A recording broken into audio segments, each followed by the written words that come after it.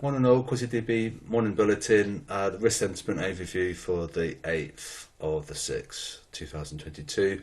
Yeah, we're risk on at the big picture. The 24-hour change is very tiny. It's not really substantial and hasn't really impacted the big picture at all. It's a tiny change. So VIX is being crossed steadily, which is a risk on indication. So I'm going to try and weigh up what the risk on, risk off in this video. And this is a risk on indication from the retail guys are trapped and VIX is being dumped. So that's like a risk on. And you'll note that they shorted the dollar Swiss a lot as well. So that would probably be a buy. And so we have to bear that in mind. And there's the Swiss weakness as well and the dollar strength. So dollar Swiss could be a good long.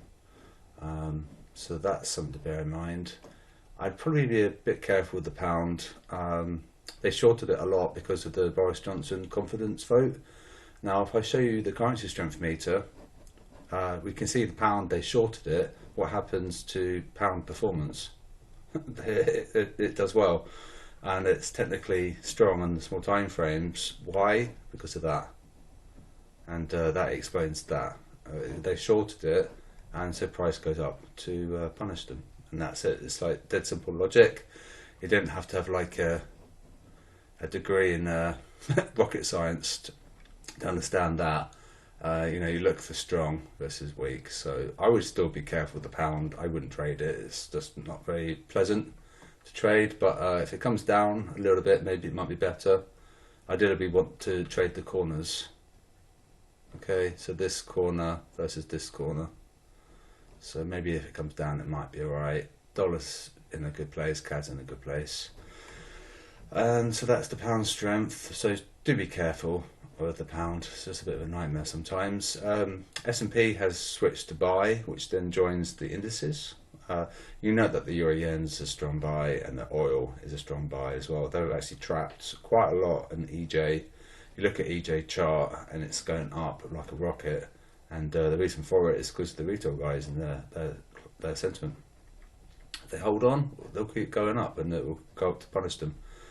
And likewise, the oil, they're probably trapped as well. Probably looking at the $100 a barrel psychological level. Dollar yen is a buy, obviously, you can see. There's S&P, they shorted it, so we came up. And this would agree with the big picture. So we should probably be coming up, and gold is really nothing to report and it's sideways. So I'm making this video a little bit faster than normal because I'm going to do an SLC video afterwards, and you guys haven't got really time to watch 2 long videos. So there's an inversion on the 5 and the 10. So while everything looks rosy so far in this bulletin, this is a warning sign. We've got an inversion and these are spiked a hell of a lot recently, and this tells us risk off. So everything looks good for risk on, and we're going to rally. This is a bit of an omen, and you have to remember it's bonds, then indices, then FX. So this is like the granddaddy thing that we need to be keeping an eye on. If these continue to spike, it's going to tell us that we're in recession, and this thing's going to probably puke really hard. So we have to remember we've got retail sentiment that we use, but there are other fundamental forces in play that's going to override retail sentiment. So if these continue, then that's a warning sign basically. That's really high, the 2-year. If we go over 3%, and that's going to be quite scary. Yes, we've got the inversion there. I just said that, so that's fine. And the high yield support a stronger dollar, and consequently the dollar yen. Because the yen, the BOJ is quite easy on its monetary policy, and they're quite aggressive because Fed are hiking and withdrawing stimulus, and yen are being, doing the opposite. So that's the fundamental logic there for UJ. So stop loss cluster, EJ is the largest stop loss cluster. It's actually huge. It's slightly smaller than it was yesterday's. It tells us a little bit of people are giving up. So that's good, and that they're giving up, because if they continue to hold, then we'll continue higher, and then it'll just get really skewed. Remember, we want to get we need to get colours to match. We see a lot of mismatch. See, loads of mismatch. Pound yen is the only one that actually agreed. Oh, and dollar CAD for a sell. See the red, you see? But you want the static and the dynamic to agree, and there's a lot of mismatch. Pound is strongest and Swiss is weakest, covered that already. Signals, we had a 28 pip loss. Had we not closed at 10 PM, we'd be up now, like as of 9:30 AM. However, we keep to the 10 PM close logic because that's when the spreadsheet gets reset. And we were basically battling the algos yesterday during New York. Euro USD just spiked and the Dixie dumped, and it's possibly related to this. This probably moved a lot within a short space of time, and it sent the algos into a bit of a flurry. And so we were basically battling robots, and Euro USD spiked, I think like 40 pips in an hour, and it just took loads of stops, and then eventually it came down. So very infuriating, and it's almost like they're teaching us to have terrible risk management and have like much wider stops. In order for us to succeed, we need a good R, so our profit always has to be twice or 3 times more than what we're prepared to risk.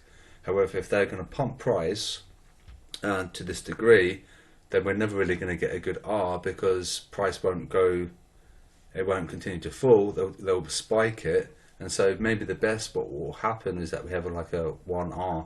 So for what we're prepared to risk, we only get 1 times that, what we're prepared to risk from our reward.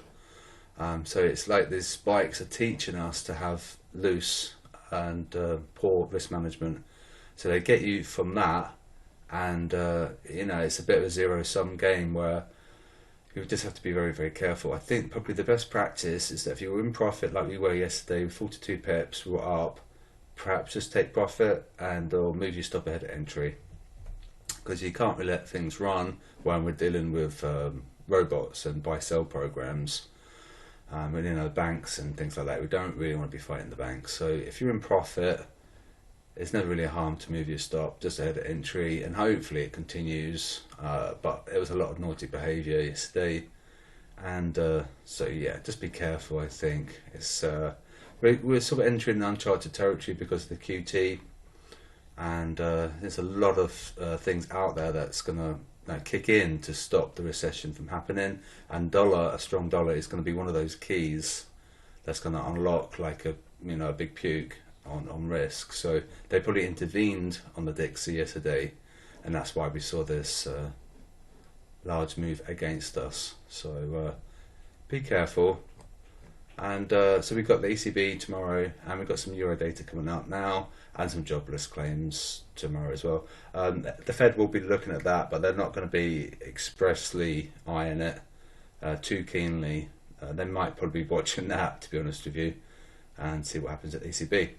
And so there's just a little message to keep calm, trade safely, always be safe in this market. We're dealing with the most volatile market in the world, and the banks just really don't care. They don't give 2 hoots about us, and they just want to take our stops.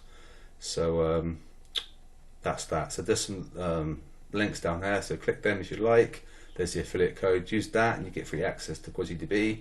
Everything that's on offer, if you just fund your account using that, then you get access to the spreadsheet and the Telegram and one-to-one support as well. So I'll do the SLC video now, and I'll speak to you on that video.